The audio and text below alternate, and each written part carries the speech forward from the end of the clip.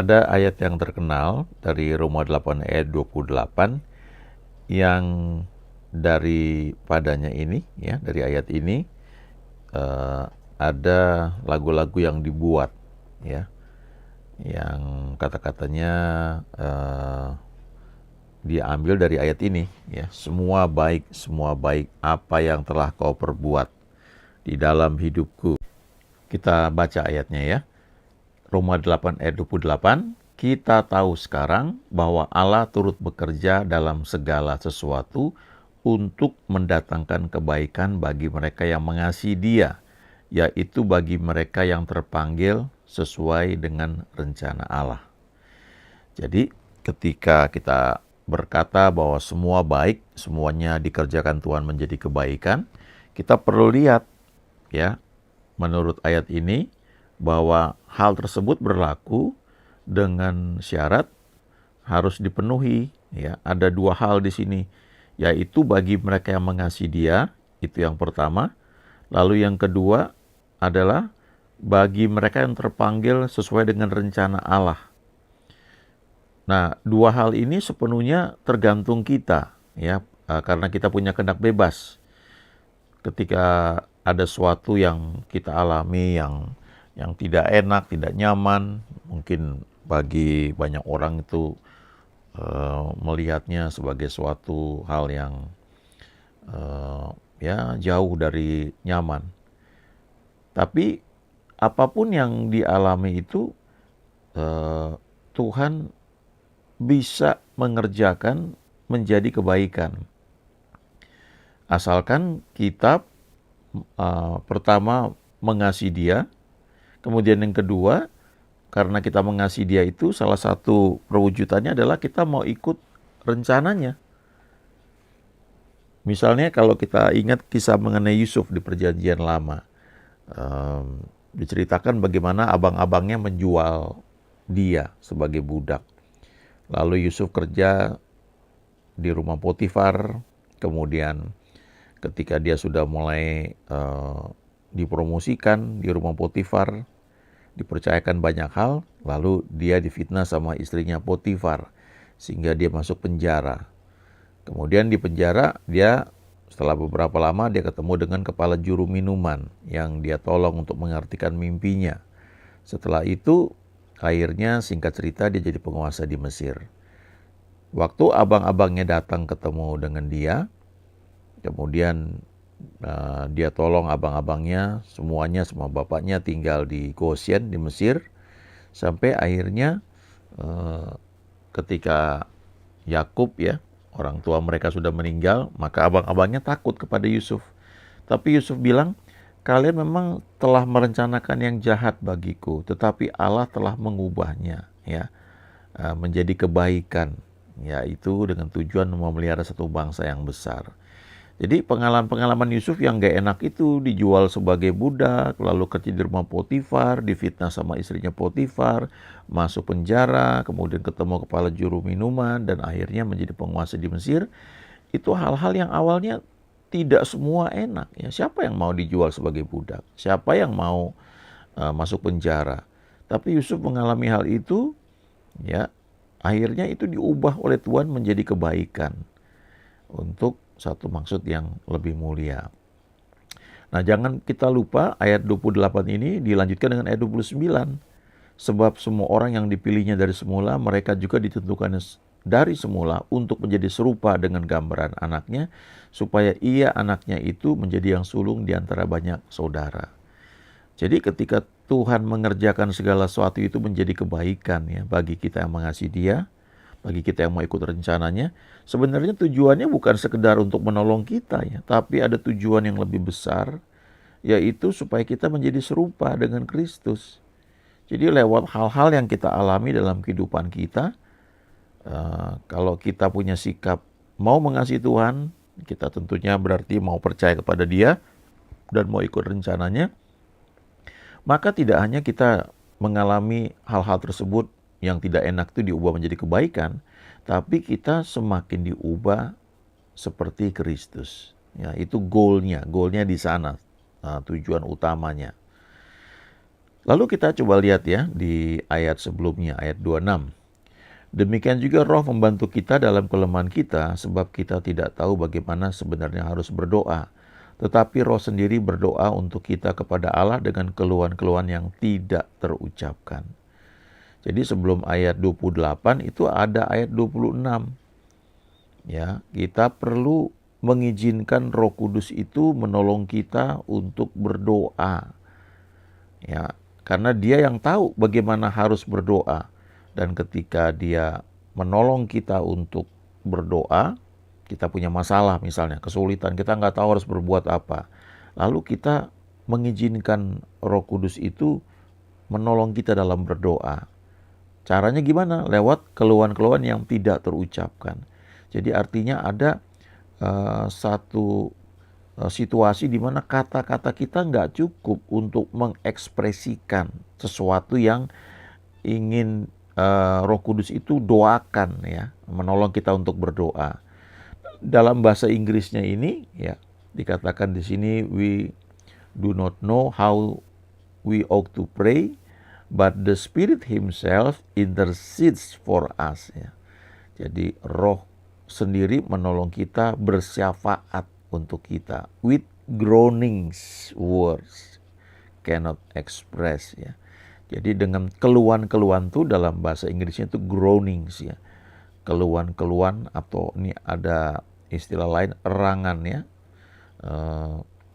Yang tidak dapat diekspresikan dengan kata-kata atau bahasa manusia. Nah, kalau kita sudah dipenuhi Roh Kudus, ya sudah berbahasa roh, kita akan mengerti bahwa ini perwujudan yang paling gampang ya lewat bahasa roh. Tentu kalau kita belum berbahasa roh, tidak tahu bahasa roh itu ya nggak bisa ya menafsirkan hal itu. Kita akan mengatakan mungkin memiliki pengertian yang lain. Tapi kalau kita sudah dipenuhi Roh Kudus, sudah dibaptis oleh Roh Kudus, kita berbahasa roh, kita akan ngerti ya bahwa salah satu hal yang luar biasa yang Tuhan berikan ketika kita dipenuhi Roh Kudus adalah bahasa roh ya.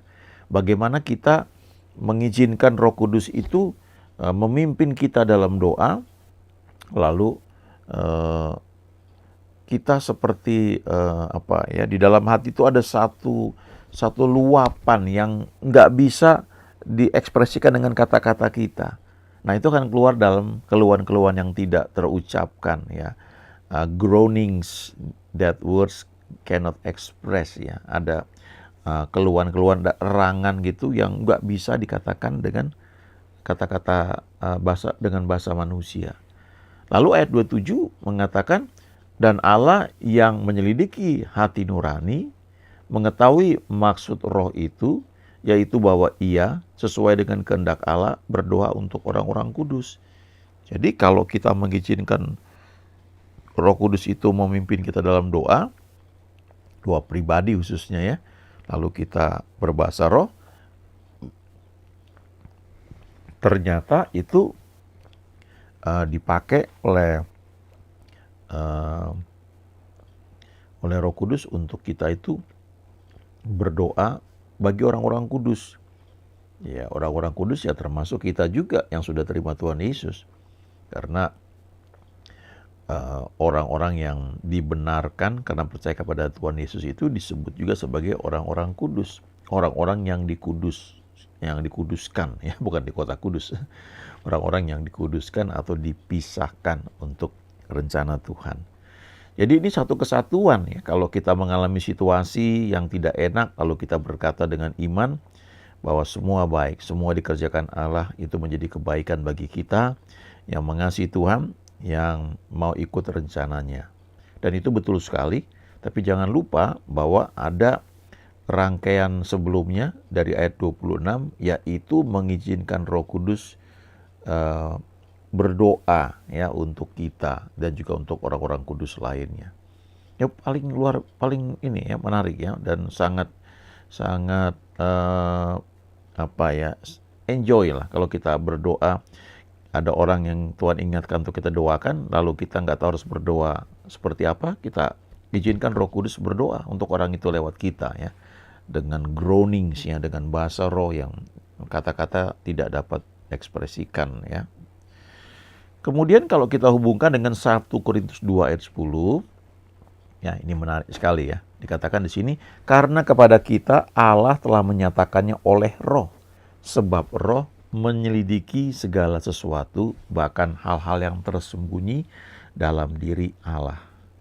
Jadi salah satu ya, kalau kita nih banyak berbahasa roh, kita kan nggak tahu ya apa yang Tuhan rencanakan buat kita. Kita cuma tahu sebagian. Waktu Yusuf itu dijual ke Mesir, dia nggak tahu bahwa itu ternyata menjadi bagian dari proses yang dia lalui. Yang dia tahu lewat mimpi yang dia dapat adalah dia akan jadi seorang yang berkuasa nantinya. Ya, dia akan punya posisi yang luar biasa sehingga abang-abangnya bahkan orang tuanya datang untuk menyembah dia. Ya, itu pengertian yang didapat ketika dia dapat mimpi. Ya, di waktu dia ceritakan sama abang-abangnya, sama orang tuanya, bagaimana berkas-berkas dari milik saudara-saudaranya itu sujud ya menyembah dia. Jadi ada pengertian yang didapat bahwa dia akan jadi penguasa. Lalu abang-abangnya akan datang untuk menyembah dia. Dan itu memang terjadi kan. Kalau kita baca kisahnya, waktu abang-abangnya datang ke Mesir mau beli gandum, mereka kan datang karena Yusuf jadi penguasa, ya mereka mau nggak mau harus menyembahnya. Dalam arti kan mereka kan pada masa itu kalau ketemu raja kan harus tunduk ya, harus menyembahnya seperti itu ya. Dan itu terjadi. Tapi kan Yusuf nggak tahu bahwa prosesnya itu ternyata harus lewat banyak hal yang dia pasti nggak mau kalau dia tahu kayak begitu ya. Kalau kita ditunjukkan bahwa akan mengalami hal-hal yang tidak nyaman, ya berapa banyak dari kita yang mau. Tetapi Tuhan tunjukkan hal-hal yang baik, yang ketika dia mengalami situasi yang tidak nyaman itu, dia diingatkan bahwa dia itu akan jadi orang yang berpengaruh ya, akan menjadi orang yang berkuasa ya. Nah, jadi kalau kita berbahasa roh itu ya, nanti Roh Kudus itu kan dikatakan di sini menyelidiki segala sesuatu, bahkan hal-hal yang tersembunyi dalam diri Allah. Tanpa kita sadari ya, tanpa kita tahu, Roh Kudus itu mendoakan rencana-rencana Tuhan buat kita, juga buat orang-orang kudus lainnya. Sesuatu yang tersembunyi yang otak manusia itu tidak bisa mengerti, tidak bisa menangkap itu. Ya. Hanya oleh Roh Kudus.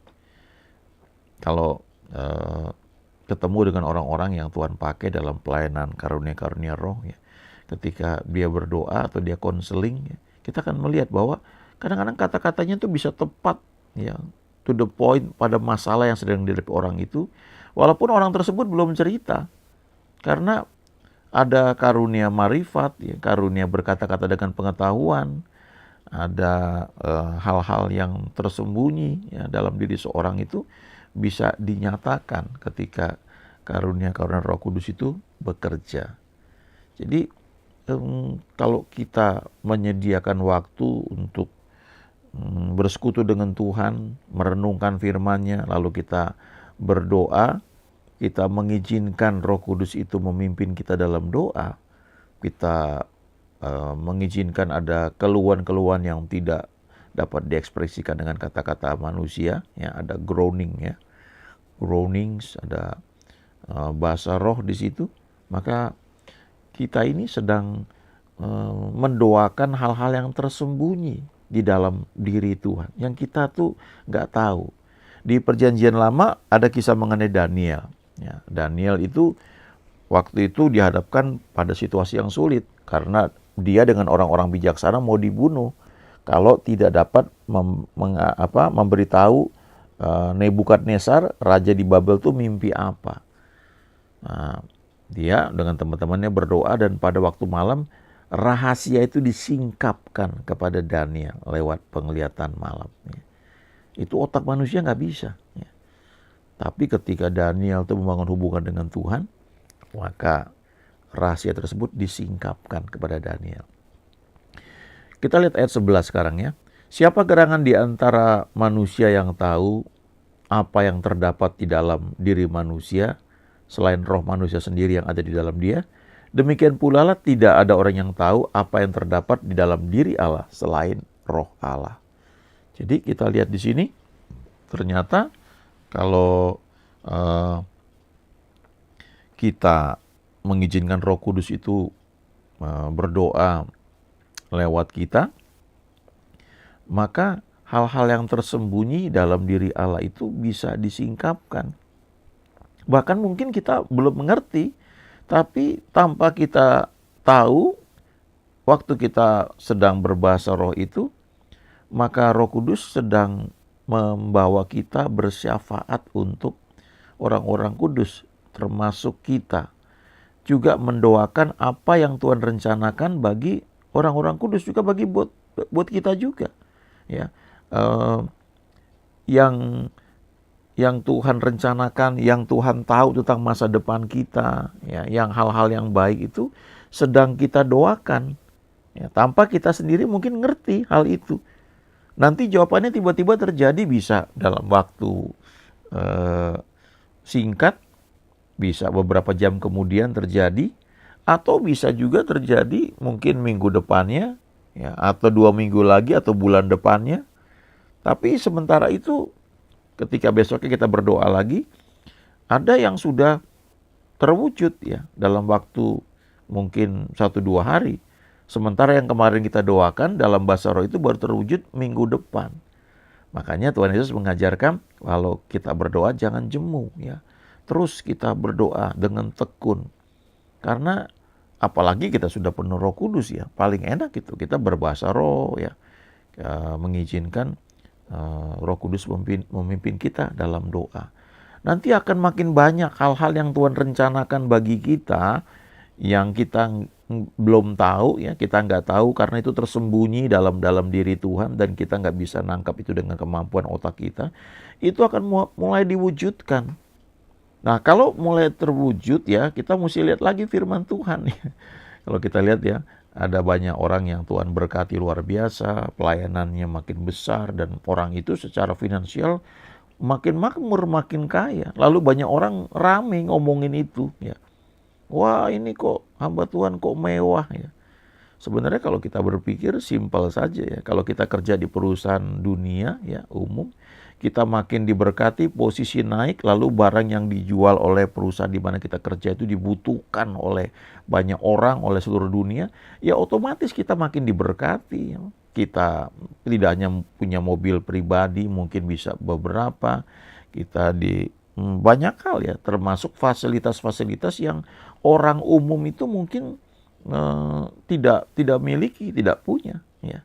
Makanya dikatakan di ayat 9 dari 1 Korintus 2 ini, apa yang tidak pernah dilihat oleh mata dan tidak pernah didengar oleh telinga dan yang tidak pernah timbul dalam hati manusia, semua yang disediakan Allah untuk mereka yang mengasihi Dia. Jadi waktu kita hidup mengasihi Tuhan, kita ikuti rencananya, lalu kita berdoa karena banyak hal kita nggak tahu, kita pakai bahasa roh ya. Ternyata kita sedang mendoakan kehendak Allah gitu untuk orang-orang kudus, termasuk untuk kita juga.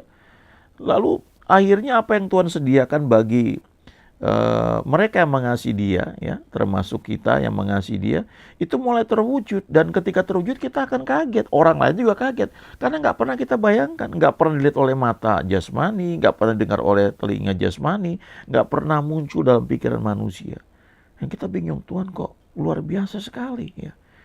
Di luar negeri pelayanan-pelayanan kalau pakai pesawat terbang itu hal yang biasa. Nah kalau di Indonesia saja banyak orang kaya punya private jet, lalu kenapa kalau pelayanan Tuhan percayakan pada pelayanan yang luar biasa kemana-mana, di mana pakai pesawat komersial umum itu udah sulit karena jadwal mereka padat, lalu Tuhan percayakan pesawat-pesawat jet ya untuk pelayanan. Why not ya?